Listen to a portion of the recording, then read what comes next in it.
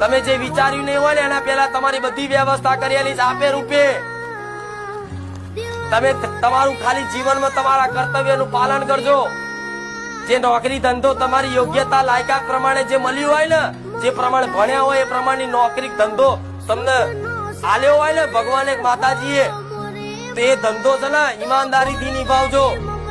કોઈ ચીટિંગ ના કરતા, કોઈ છેતરપિંડી ના કરતા, કોઈ બેમાની ના કરતા.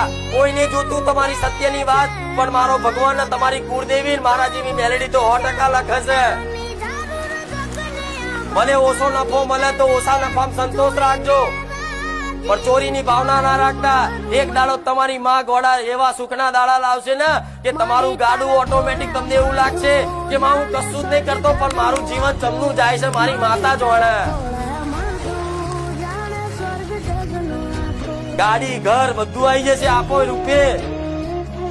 જે મહેનત કરીને થાકી ગયા ને લાવા અંદર તોય ના આવ્યું ને, પણ માની કૃપા થઈ ને તો બધું જ આવશે. વિશ્વાસ રાખજો, બધું જ આવશે.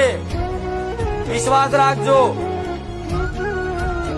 આવો જે વિશ્વાસ રાખશે ને એને કઈ કરવાની જરૂર નહીં પડે. એના ખાલી એના કર્તવ્યનું પાલન કરવાનું. કર્તવ્ય મતલબ જે તે તમને ભગવાને કાર્ય સોંપ્યું છે એ કાર્ય તમારા ઈમાનદાર